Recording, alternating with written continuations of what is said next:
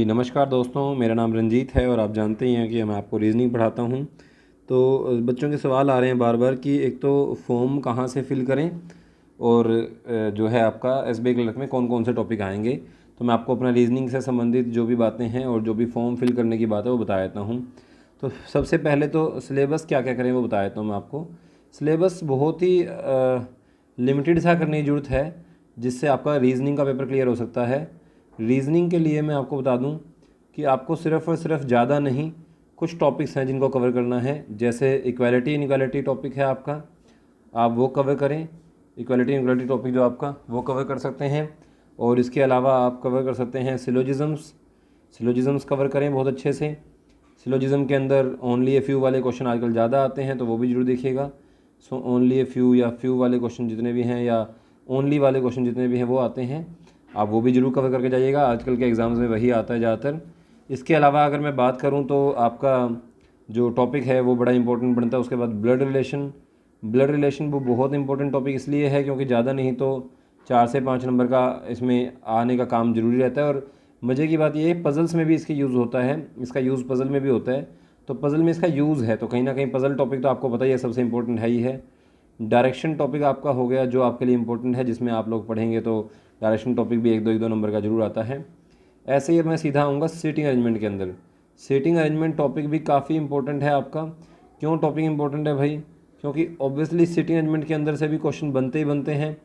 2-3 तरह के सवाल आते हैं इसके अंदर भी, तो पज़ल मिक्स होके आते हैं सीटिंग अरेंजमेंट के अंदर क्वेश्चन जो आते हैं वो हमारे।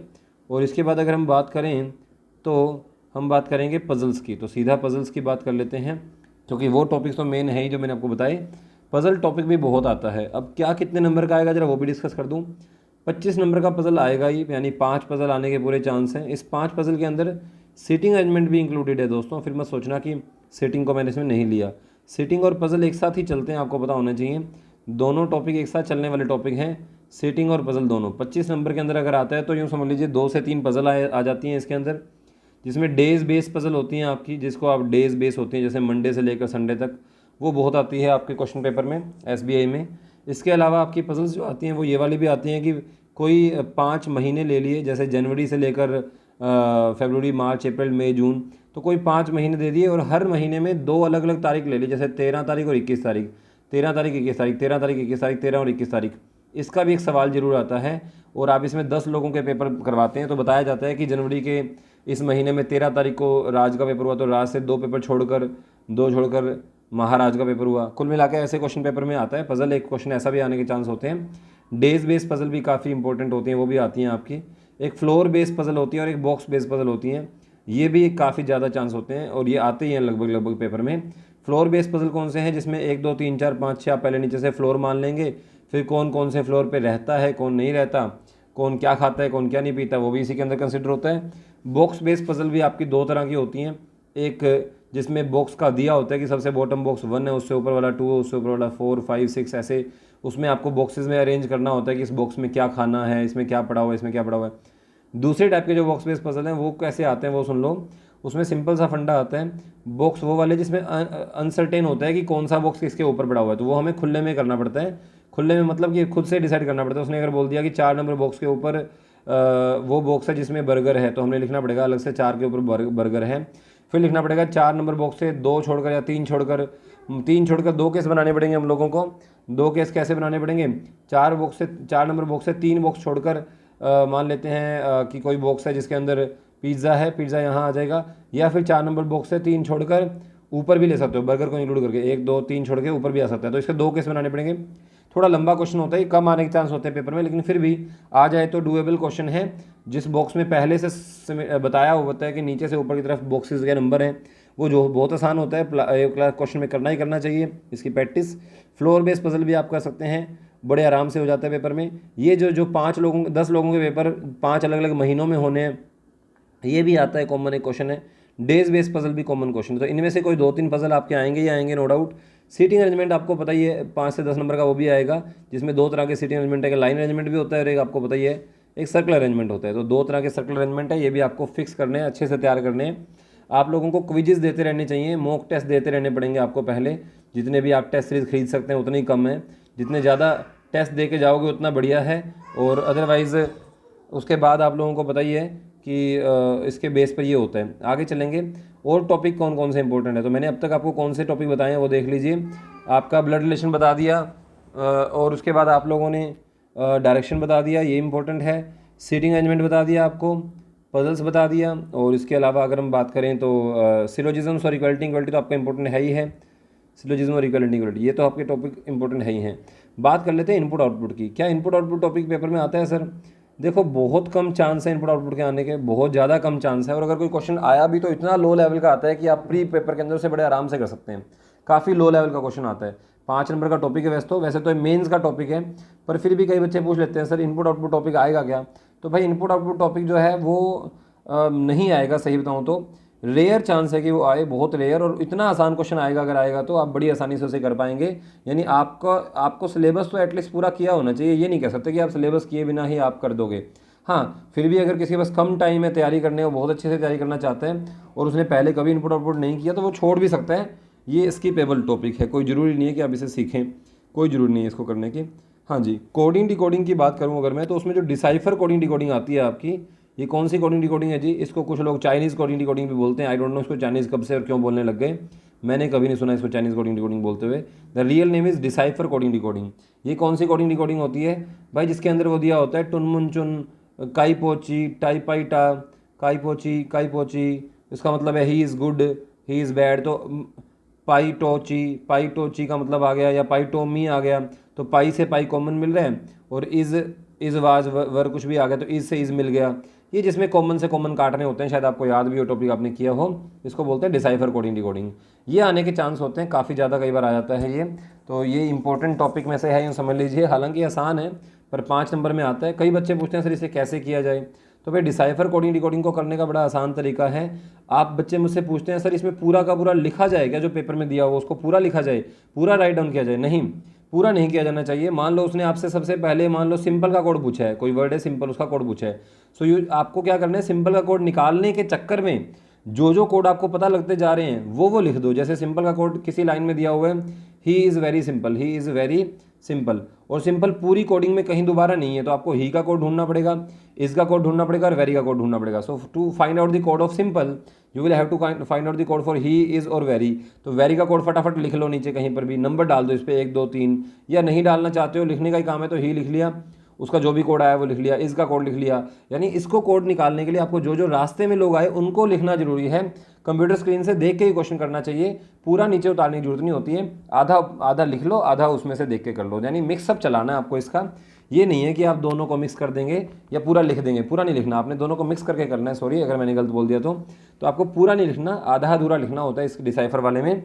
जितना लिखो कम लिखोगे उतना ज़्यादा बेनिफिट है, लेकिन हाँ कुछ हद तक लिखना भी पड़ता है इसमें, ऐसा नहीं है कि बिना लिखे काम चल जाएगा। आपको मैं टाइम बता दूं, डिसाइफर कोडिंग डिकोडिंग का टाइम है लगभग 5 मिनट। यानी अगर आपने 5 से 4 मिनट के अंदर इसे पूरा कर दिया ना, 5 मिनट थोड़ा ज़्यादा बोल दिया मैंने, 4 मिनट में भी अगर आपने इसमें 5 नंबर ले लिया, 4 नंबर भी ले लिया, तो मोर देन इनफ है डिसाइफर कोडिंग डिकोडिंग। अब अगर डिसाइफर कोडिंग डिकोडिंग नहीं आया तो sorry, alphanumeric symbol series आ जाएगा, अल्फ़ा न्यूमेरिक सिंबल सीरीज़। ये टॉपिक भी काफ़ी इंपॉर्टेंट है, सभी को पता होगा कौन सा टॉपिक है। मैंने अभी रिसेंट ही करवाया है अपने बैच के अंदर, जो बच्चे जुड़े हुए हैं, जिन्होंने नहीं किया हुआ वो जान लीजिए, ये टॉपिक काफ़ी इंपॉर्टेंट है, ये भी आपको आता है।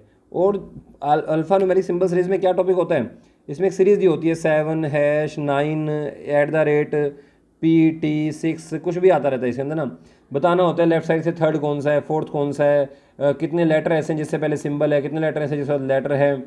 तो ये काफ़ी अच्छे क्वेश्चन आते हैं इस बेस पे भी। टॉपिक मेरा करवाया हुआ है, मैं पूरा नहीं बताऊंगा अभी, सिर्फ इतना बता रहा हूँ कि अल्फ़ा न्यूमेरिक सिंबल सीरीज़ जो आपका आता है, तो ये एक टॉपिक है। अगर डिसाइफर कोडिंग डिकोडिंग वाला आया तो ये आने के चांस कम होते हैं, और ये आया तो फिर अल्फ़ा न्यूमेरिक आने के चांस कम होते हैं, और वो आ गया अल्फ़ा न्यूमेरिक आ गया तो डिसाइफर के चांस कम होते हैं। इनमें से कोई एक आता है 5 नंबर में, या तो अल्फ़ा न्यूमेरिक कह लो, या डिसाइफर डिकोडिंग का डिकोडिंग कह लो, एक और तीसरी चीज़ होती है नंबर सिस्टम।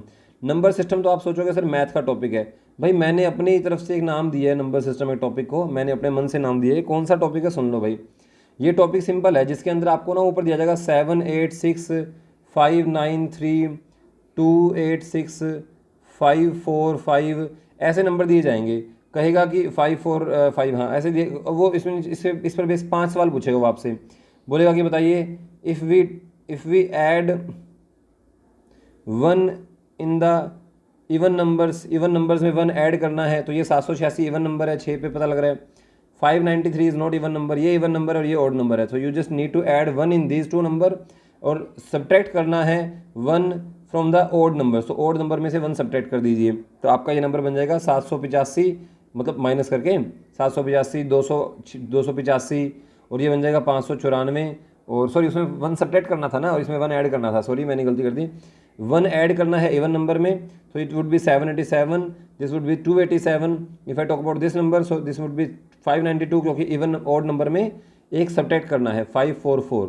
अब क्या करना है, अब वो बोलेगा कि इसी के अंदर कुछ और बोल देगा, फर्स्ट लेटर को सेकंड से इंटरचेंज कर दो, सेकंड को फर्स्ट से इंटरचेंज कर दो, तो बताइए सबसे छोटा नंबर कौन सा होगा। मान लो उसने बोल दिया फर्स्ट सेकंड इंटरचेंज कर दो, after this subtraction and addition you just need to interchange first and second number. ये पूरा टॉपिक नहीं करवा रहा हूँ मैं, आप कभी सोचो मैं पूरा टॉपिक करवा रहा हूँ, बता रहा हूँ कि ऐसा टॉपिक आता है जिसके अंदर आप लोगों को कम लिखना होता है। इसका ये टॉपिक काफ़ी इंपॉर्टेंट है आपका, वैसे तो आपको करना चाहिए, करवा दूंगा मैं कभी, जिन लोगों का नहीं हुआ मुझे बोल दीजिएगा।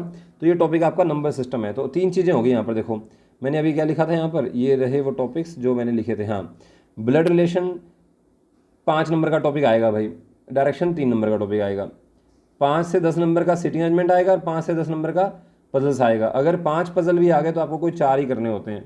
इक्वालिटी इक्वालिटी 2 नंबर में आ सकता है, सिलोजिज्म 3 में, या ये 3 में आ सकता है, सिलोजिज्म 2 नंबर में आ सकता है।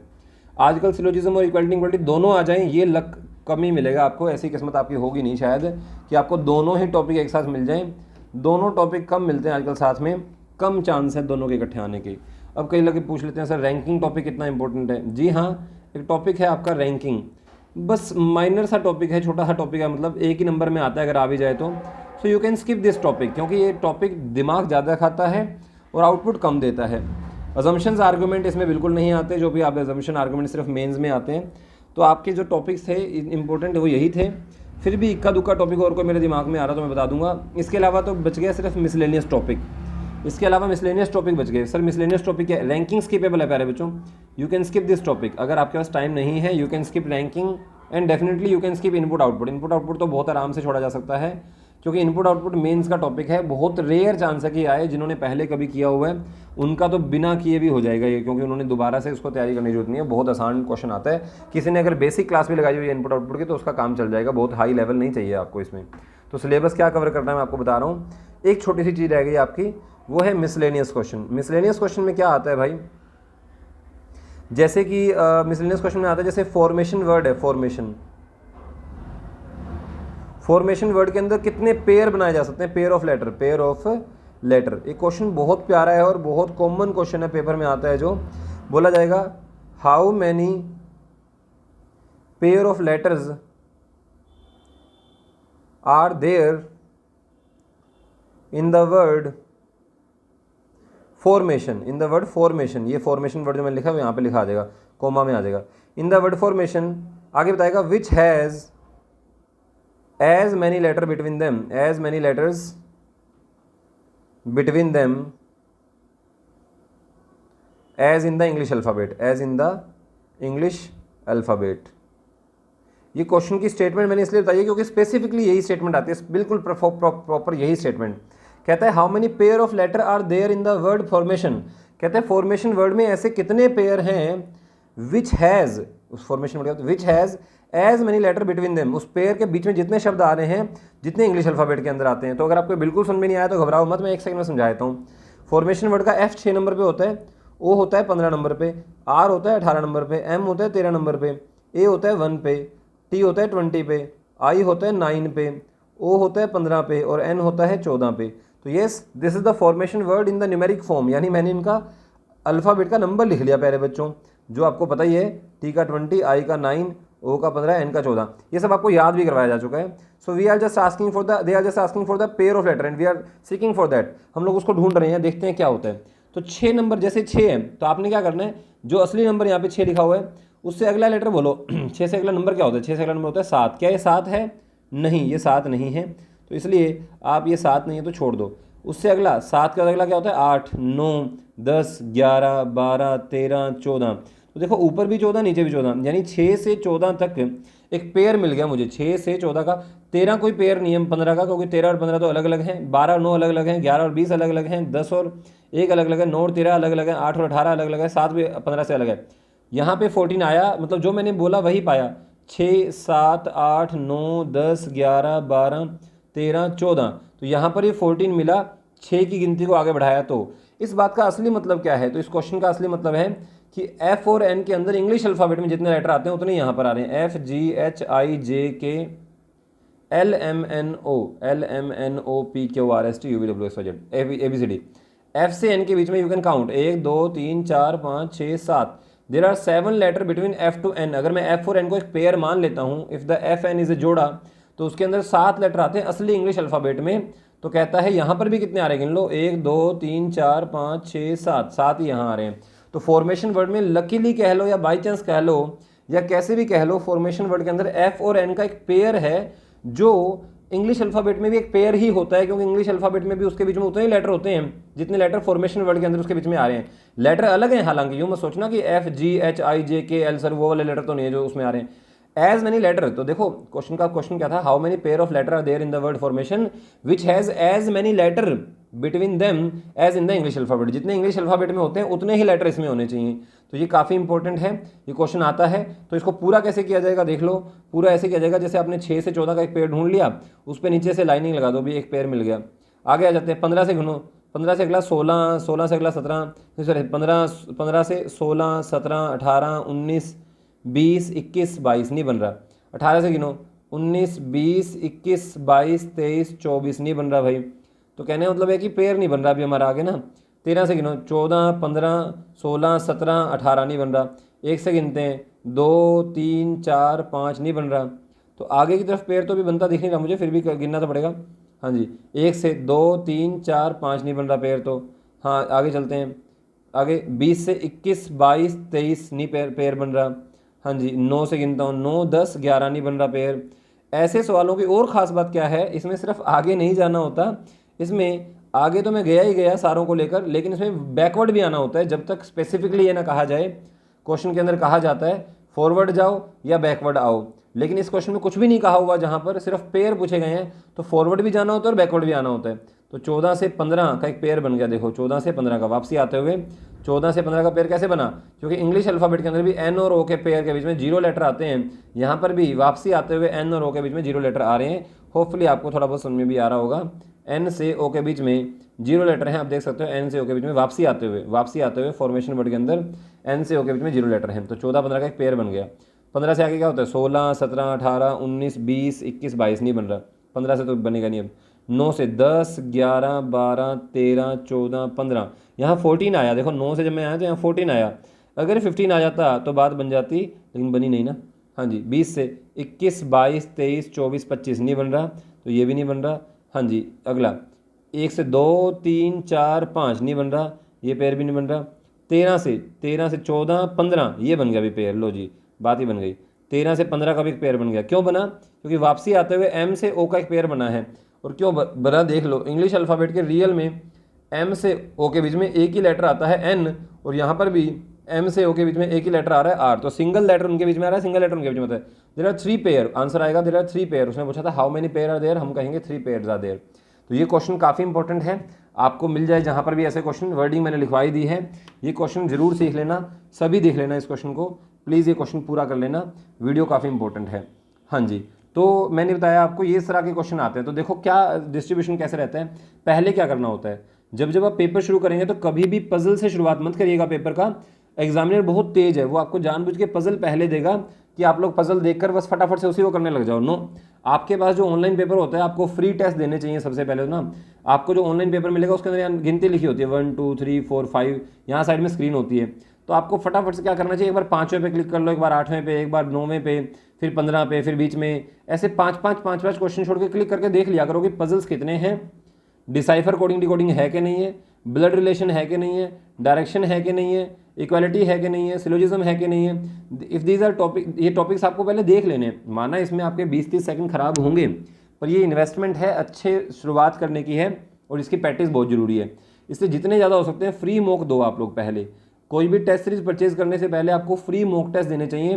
देर आर सो मैनी वेबसाइट्स, जैसे मैं ऐड कर रहा हूँ आप लोगों की, ओलिव बोर्ड हो गया या बैंकर्स अड्डा वाले हो गए, इन सब के ना टेस्ट सीरीज़ काफ़ी बढ़िया हैं।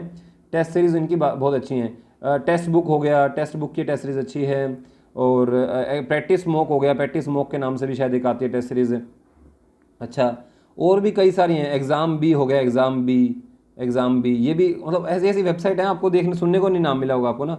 ग्रेडअप हो गया, ग्रेडअप की भी टेस्ट सीरीज अच्छी हैं, और सभी पर 2-2 3-3 फ्री टेस्ट मिल जाते हैं। प्यारे बच्चों, पहले फ्री टेस्ट देकर देखो, ताकि आप लोगों को टेस्ट देने की आदत हो जाए पहले ही, आपके टेस्ट खराब ना हो। मान लो आपने खरीद लिए 400-500 रुपये आपने टेस्ट पे लगा दिए खरीद कर, आउटपुट जीरो आ रहा है, उस चीज़ का फ़ायदा ही नहीं है प्यारे बच्चों।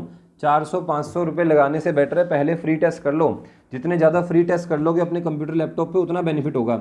मोबाइल में भी अपनी एप्लीकेशंस डाल लो, इन सारे वेबसाइट्स की, इन सब वेबसाइट्स की एप्लीकेशन मिल जाएंगी। क्विज़ करते रहो, टाइमिंग के अंदर काम करो जितना हो सकता है। तो जिन लोगों को समझ में नहीं आ रहा तैयारी कैसे करनी है, तो आपको जो बुकलेट्स दे रखी है मैंने, रोटी कपड़ा मकान हो गई, ये सबसे बेसिक बुकलेट है। और हर बुकलेट के, मान लो ब्लड रिलेशन टॉपिक आपने शुरू किया इसका, if there are 30 question in the sheet, so you will have to try कि 15 मिनट में शीट पूरी हो जाए। जितना स्पीड का प्रेशर तुम्हारे ऊपर आएगा उतना बेनिफिट है, ध्यान रखना। स्पीड का प्रेशर तुम्हारे ऊपर आना जरूरी है, स्पीड को बहुत जरूरी से ध्यान से देख लेना।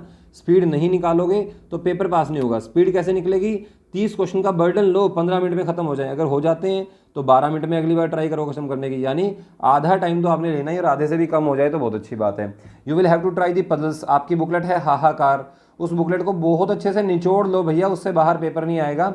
ऐसा भी नहीं है कि उससे बाहर पेपर नहीं आएगा, लेकिन हाँ वो कर लोगे तो बहुत ज़्यादा बेनिफिट हो जाएगा आप लोगों को, जो आपको दी हुई है। जिन लोगों ने हाहाकार कर ली है वो एक बार आजा आजा बुकलेट भी खत्म कर सकते हैं। एक बार आजा आजा के नाम से जो बुकलेट है वो भी काफ़ी इंपॉर्टेंट है। तो आप लोगों को जो ऑफलाइन मोड में हमारे पास पढ़ने आते हैं, हमारे पास जो सेंटर पे पढ़ने आते हैं, रणभूमि एप्लीकेशन अपनी है वैसे तो ऑनलाइन की, लेकिन रणभूमि अपना सेंटर भी आपको पता ही है ऑफलाइन भी। तो जो हमारे अभी तो लॉकडाउन का टाइम चल रहा है जैसे, लेकिन लॉकडाउन के आगे पीछे आप लोगों को सेंटर में जो पढ़ने आते हैं बच्चे, जिनसे हम महंगी महंगी फीस लेते हैं, उनको बहुत कुछ करवाया जाता है क्लास के अंदर।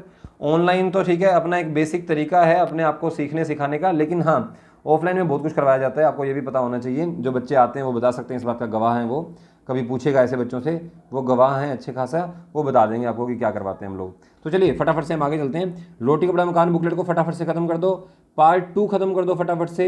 सभी को स्पीड वाइज करो, स्पीड के बिना कोई क्वेश्चन नहीं करना, ध्यान रखना।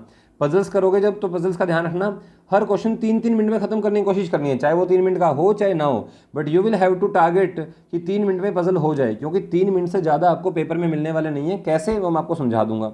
लेकिन पार्ट 2 फटाफट से खत्म कर दो। कीमती सामान की बुकलेट है वो फटाफट से खत्म कर दो। जितना ज़्यादा काम कर सकते हो ना कर दो फटाफट से, उनको दोबारा दोबारा करो, टाइमिंग में खत्म करो।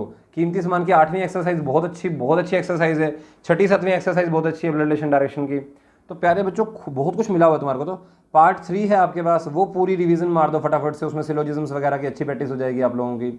इसके अलावा अगर मैं बात करूं, नेट से कुछ मत छोड़ो, नेट पे जो मिलता है तुम्हारे को फ्री में, टेस्ट कर दो, फ्री मॉक टेस्ट, जो आपको मैंने अभी थोड़ी देर बोला फ्री मॉक टेस्ट मिलते हैं, कर दो, कोई बात नहीं, जितना टाइम दोगे उतना बेनिफिट है आपके लिए। So yes, we were talking about the PET syllabus. तो सिलेबस तो हमारा ऑलमोस्ट यही है भाई, इससे बाहर नहीं जाना आपको। रोटी कपड़ा मकान, कीमती सामान पार्ट 2 पार्ट 3 हो गई आप लोगों की। सपनों का एक घर के अंदर जो क्वेश्चन है अपने डायरेक्शन के और अपने रैंकिंग टॉपिक के, अगर आप रैंकिंग कवर करते हैं तो, और उससे कर लीजिएगा, ठीक है ना। ये भी बुकलेट आपके पास है ही। इसके अलावा आपके पास और बुकलेट भी हैं, आप जानते ही हैं, सारी बुकलेट के नाम मुझे अभी याद नहीं आ रहे। और भी जितनी भी बुकलेट आपके पास हैं, जो जो इंपॉर्टेंट आपको मैंने बताई है वो तो करनी है। इसके अलावा आपको कोई और भी डाउट हो तो मुझसे पूछ लेना। हाँ जी, तो पेपर में कैसे पेपर करना होता है सुन लो भाई। पहले मिसलेनियस क्वेश्चन मत करो, या पहले मिसलेनियस भी कर सकते हो, कोई दिक्कत नहीं है, लेकिन मिसलेनियस क्वेश्चन अगर मान लो 7 आए हुए हैं तो वो पक्का आपके 7 मिनट लेंगे। देखो ये बात गारंटी है, 7 अलग अलग क्वेश्चन, अलग अलग बार दिमाग लगाना पड़ेगा। बेटर कि आप पहले ब्लड रिलेशन का क्वेश्चन उठाएं, पहले डायरेक्शन का क्वेश्चन उठाएं, इक्वालिटी इनक्वालिटी उठाएं, सिलोजिज्म उठाएं पहले। ये वो टॉपिक है जो एक जैसे, अगर इसके 5 क्वेश्चन आ गए तो फटाफट हो जाएंगे। इक्वालिटी इनक्वालिटी सिलोजिज्म 5-5 क्वेश्चन आ गए तो यूँ चुटकी में हो जाएंगे आपके। टाइमिंग बता देता हूँ, सिलोजिज्म की 2.5 मिनट की टाइमिंग है, 5 क्वेश्चन करने के लिए 2.5 मिनट चाहिए होते हैं आपको। इक्वालिटी इनक्वालिटी की 1.5 मिनट की टाइमिंग है, 130 मतलब 1 minute 30 seconds is more than enough for 5 question of equality inequality. Direction के अंदर आपका टाइम है 1 मिनट में 1 क्वेश्चन भाई, कोई नॉर्मल क्वेश्चन आया तो। ब्लड रिलेशन का अगर पजल्स आ गया तो 5 नंबर में 5 मिनट लगेंगे फिर तो उसके अंदर। तो फिर तो भाई वो आप ज़्यादा मुश्किल लगे तो छोड़ देना, वरना कर लेना, बाकी पजल्स कर सकते हो अदरवाइज आप।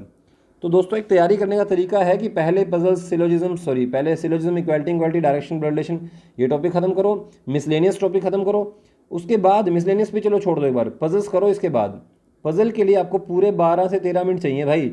20 मिनट का पेपर होता है ना आपका प्री का, 20 मिनट के पेपर के अंदर आपको 12-12 13-13 मिनट, मान लो 4 मिनट के अंदर आपने एक पजल किया तो आप 3 ही पजल कर पाएंगे, लेकिन 3 मिनट में एक पजल किया तो आप 4 मिनट कर पाएंगे। इसलिए टारगेट रखो 3 मिनट में एक पजल करने का। डिफिकल्ट पजल नहीं होते, 2.5 1.5 2 मिनट में तो मैं कर देता हूँ प्यारे बच्चों, 2.5 मिनट के अंदर तो मैं कर देता हूँ। 2.5 मिनट जो होते हैं आपके 2.30 सेकंड जो होते हैं, 2 मिनट 30 सेकंड, इतने में एक पजल मैं बड़े आराम से कर लेता हूँ। आप भी कर पाएंगे अगर आप लोगों ने मुझसे सीखा है तो प्लीज़ आप लोग इसको कवर करिएगा।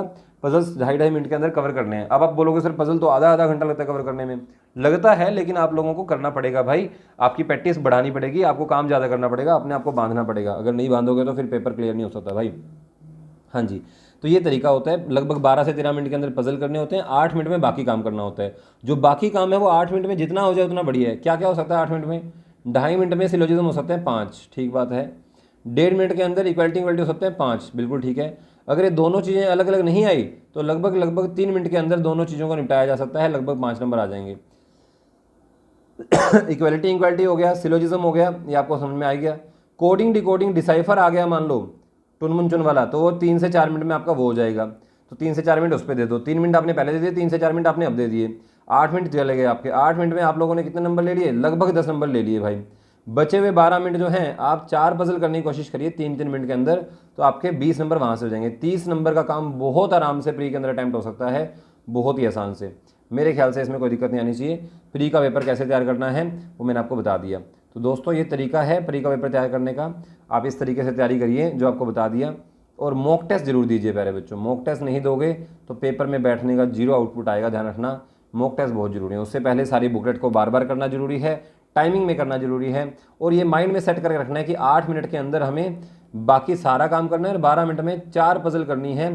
4 पजल, कोई भी 4 पजल करनी है, किसी से 4 ना हो तो 3 कर लेना भाई, और क्या इलाज है, मजबूरी है। 4 वैसे तो कर देते हैं इंटेलिजेंट बच्चे, लेकिन जिनकी प्रैक्टिस नहीं है वो 3 पजल। लेकिन पजल पहले नहीं करनी, पहले 8 मिनट में जितना बाकी काम हो सकता है करो।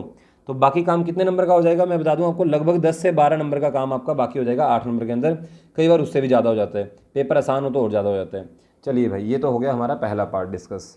अब फॉर्म कहाँ से फिल करें? फॉर्म जहाँ से दिल करता है वहाँ से फिल कर दो भाई।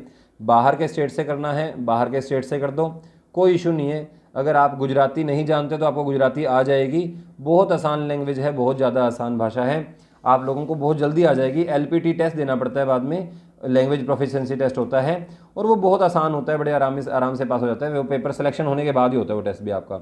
हाँ, उसमें कोई दिक्कत हो जाए तो आपका सिलेक्शन रुक जाएगा नो डाउट, लेकिन LPT टेस्ट आपको देना ही पड़ेगा भाई। और ये बहुत आसान होता है। पंजाबी सीखनी आसान है बहुत ज़्यादा, आपको हार्डली 20 दिन के अंदर गुजराती और हार्डली 20 दिन के अंदर पंजाबी भी सीख सकते हो। मराठी भी बहुत से आसान है, मेरे बहुत स्टूडेंट्स पहले भी लगे मराठी, उन्होंने सीखी है, मतलब लगने के बाद तो बहुत ईजिली सीख जाते हैं। तो ये 2-3 भाषाएं हैं, यानी महाराष्ट्र से आप भर सकते हो कोई दिक्कत नहीं है, गुजरात से आप भर सकते हो कोई दिक्कत नहीं है, पंजाब से भर सकते हो कोई दिक्कत नहीं है। ये सब लैंग्वेज सीखनी आसान है।